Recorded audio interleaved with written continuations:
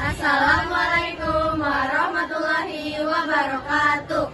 Di sini kami dari kelompok 1 yang beranggotakan Assalamualaikum Hanasya, Huda Ayudiyah, Diora Kasih Putri, Karenin Anasari, Dinlesari Eka Jaya, Lawang Wulansari.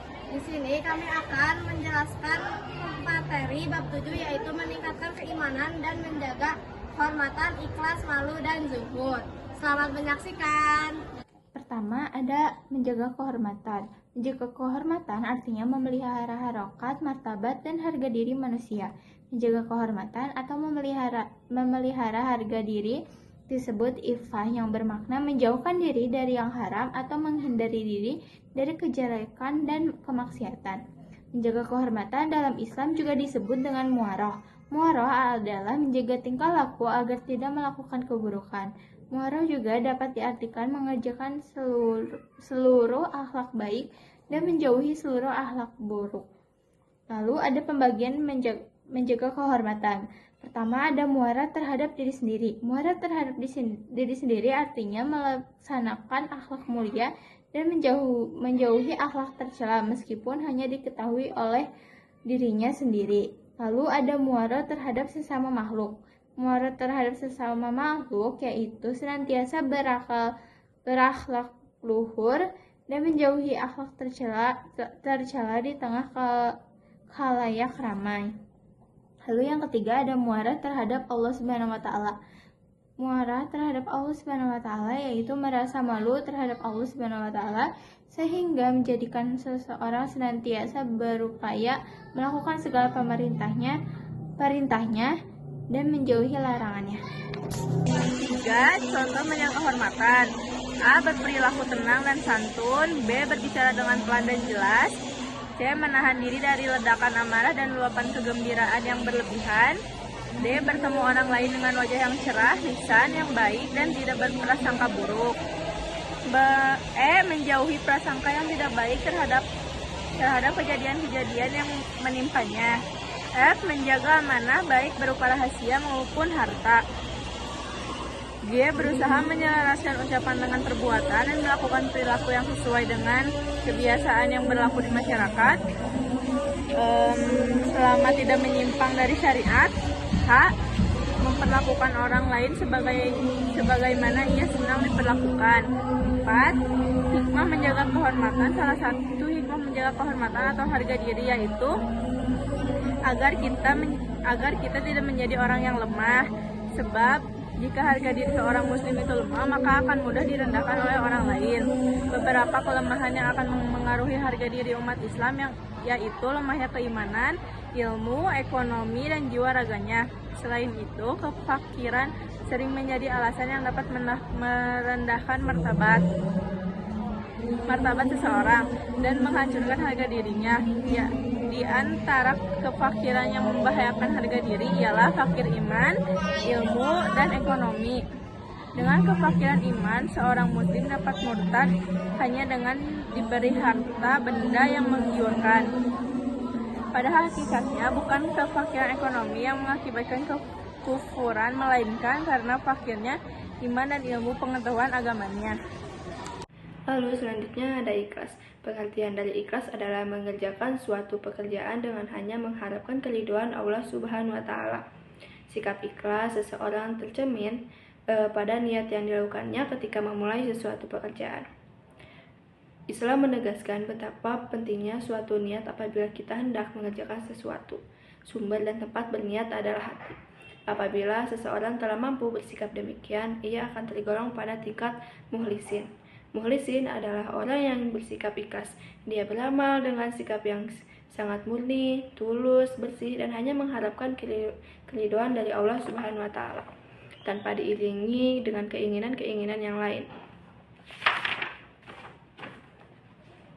Kebaikan dari sifat ikhlas adalah isyrak, yaitu adalah artinya perbuatan yang niatnya tidak murni lagi, akan tetapi telah bercampur dengan keinginan-keinginan yang lain. Misalnya dengan seseorang yang beramal, dengan bercita-cita atau mengharapkan sesuatu selain keridhaannya. Dalam kehidupan sehari-hari, perilaku isyrak itu dapat disebut riya atau sunnah. Riya yaitu beribadah karena ingin dilihat dan juga dipuji oleh orang lain. Misalnya, seorang mengerjakan sholat bukan untuk mengharapkan keridhaan dari Allah, melainkan karena mengharapkan pujian atau penilaian dari manusia. Adapun sumah adalah beribadah dengan berharap amalan dilakukannya didengar oleh orang lain.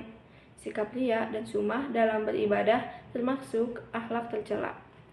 Allah dan juga Rasul-Nya memerintahkan kepada kita supaya sikap tersebut dijauhkan dari kehidupan orang-orang yang beriman. Lalu selanjutnya ada tingkatan ikhlas. Yang pertama ada ikhlas awam. Apa sih ikhlas awam itu? Jadi pada tingkatan ini seseorang beribadah kepada Allah Subhanahu wa taala dengan tujuan untuk mendapatkan keuntungan dunia dan akhirat. Lalu yang kedua ada ikhlas khawas, yaitu seseorang beribadah kepada Allah Subhanahu wa taala karena berharap menjadi orang yang dekat dengan Allah Subhanahu wa taala. Hingga dengan kedekatannya tersebut ia akan mendapatkan sesuatu dari Allah. Lalu yang ketiga ada ikhlas khawas al-khawas, yaitu seseorang beribadah kepada Allah Subhanahu wa taala atas kesadaran yang mendalam bahwa segala sesuatu yang ada adalah milik Allah Subhanahu wa taala dan hanya milik Allah, Tuhan yang sebenar-benarnya. Dengan kata lain, orang yang sudah mencapai tingkatan ikhlas ini sudah menjadikan ibadah sebagai kebutuhannya dan ibadahnya sudah didasari oleh rasa cinta kepada Allah Subhanahu wa taala. Lalu yang ketiga, ada ciri-ciri orang ikhlas atau mukhlis. Yang pertama adalah orang berbuat ikhlas senantiasa bersungguh-sungguh dalam beramal. Yang kedua, hidup mereka senantiasa optimis, senang, tenang, dan tidak kecewa dan tidak pernah putus asa. Yang ketiga, senantiasa bergantung dan berharap hanya kepada Allah Subhanahu wa taala. Yang keempat, senantiasa menjaga kehormatan harga dirinya dan menjauhkan diri dari berbagai keburukan. Yang terakhir adalah tidak membedakan amal besar dari amal kecil. Keduanya merupakan amal aliyah yang mengharap keridhaan Allah. Yang ketiga ada malu. Ya, 1. Pengertian malu. Malu artinya menjauhkan diri dari perilaku tercela dan meninggalkan sesuatu karena takut membawa kepada kehinaan. Malu termasuk akhlak mulia. Sifat ini termasuk salah satu cabang iman dan termasuk perilaku terpuji. Sifat malu juga merupakan fitrah dan tabiat manusia. Sifat ini perlu dijaga, dipelihara, dan ditumbuhkan karena akan membawa kepada kebaikan. Lalu ada pembagian malu. Dr. Mustafa Dib Al-Bukha dan Dr. Muhyiddin Mistu dalam syarah hadis Arba'in An-Nawawiyah membagi malu menjadi 2 bagian, yaitu sebagai berikut. Yang pertama, malu sebagai fitrah. Rasa malu sudah dibawa manusia sejak lahir. Malu merupakan akhlak dan tabiat alami manusia. Ia merupakan budi pekerti manusia yang dikaruniakan Allah Subhanahu wa taala kepada hambanya. Jika rasa malu itu terus bertambah dan berkembang, maka seseorang tidak akan melakukan maksiat, perbuatan keji, dan berbagai perilaku yang menunjukkan kerendahan akhlak. Yang kedua, ada malu yang didapatkan karena usaha. Seorang muslim harus bisa melatih diri agar jiwanya terisi dengan ketinggian iman dan ihsan. Rasa malu ini terlahir setelah ia mengenal Allah Subhanahu wa taala, mengetahui keagungannya dan merasa diawasi oleh Allah Subhanahu wa taala. Dan yang ketiga yaitu ada hikmah rasa malu. Hikmah rasa malu mendatangkan banyak hikmah. Contohnya seperti 1. Menjaga keharmonisan diri, 2. Membuahkan kejujuran, kesetiaan, dan kesabaran. C. Mencegah keburukan dan kekurangan pada diri seseorang. D. Membuahkan rasa saling menghormati antar sesama manusia. E. Lebih